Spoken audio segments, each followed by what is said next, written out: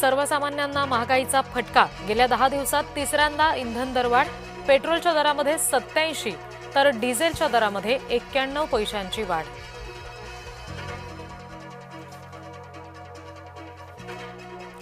पंतप्रधान नरेंद्र मोदी म्हणजे महागाई मॅन। इंधन दरवाढीवरून काँग्रेसचा पंतप्रधानांवर निशाणा।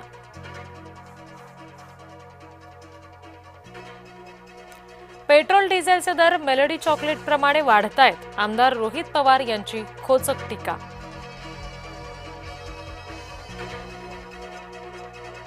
पेट्रोल डिझेलची साठेबाजी करणाऱ्यांवर कारवाई करणार। मुख्यमंत्री देवेंद्र फडणवीस यांचा इशारा।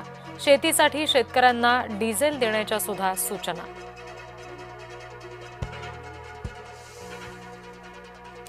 वाशिममध्ये इंधनासाठी वाहनांची कागदपत्र बंधनकारक। पेट्रोल पंपावरील वाढत्या गर्दीमुळे जिल्हा प्रशासनाचा निर्णय।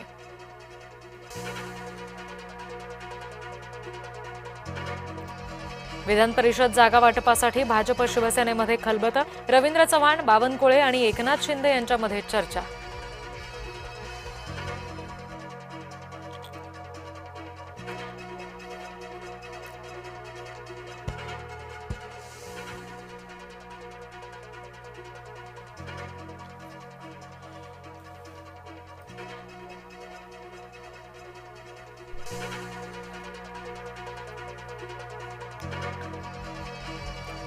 विधान परिषदेतील जळगावच्या जागेवरून महायुतीमध्ये रस्सीखेच। मंत्री गुलाबराव पाटील यांच्याकडून मुलगा प्रतापराव यांच्यासाठी लॉबिंग।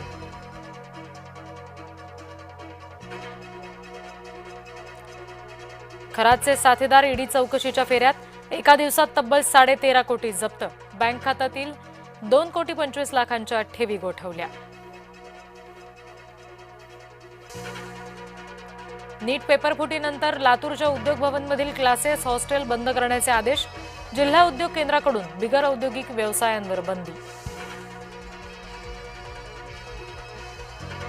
वांद्रे इथे गरीबनगरमधील अनधिकृत बांधकाम हटवण्यात यश। शनिवारपासून ढिगारा बाजूला करण्याचं काम सुरू। त्र्यंबकेश्वरमध्ये आता 2,500 रुपयात व्हीआयपी दर्शन। दर्शनाचा काळा बाजार रोखण्यासाठी त्र्यंबकेश्वर ट्रस्टचा प्रस्ताव। पूर्वी व्हीआयपी दर्शनासाठी मोजावे लागत होते 200 रुपये। अमरावती जिल्ह्यामध्ये आठवडाभर उष्णतेच्या झळा। फळबागा आणि संत्रा उत्पादक संकटात।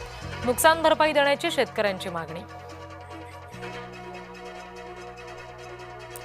दारू पिण्यासाठी पैसे दिले नाहीत म्हणून नोकराकडून मालकाची हत्या। गोंदियाच्या रावणवाडीतील प्रकार। आरोपी अटकेत।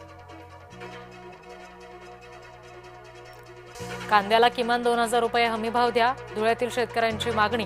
केवळ 600 ते 700 रुपये इतकाच भाव मिळत असल्यामुळे शेतकरी नाराज।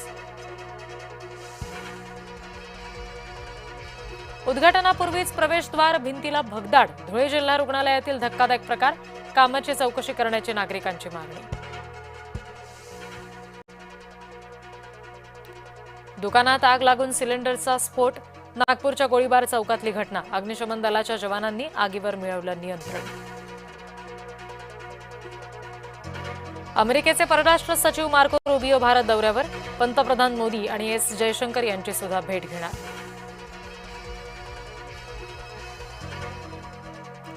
चीनमधील कोळसा खाणीत स्फोट।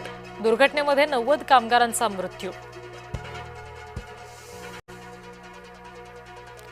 काश्मीरच्या राजौरीमध्ये लष्कर आणि दहशतवाद्यांमध्ये चकमक सुरू। दोरीमलच्या जंगलामध्ये 3 दहशतवादी लपले असल्याची माहिती।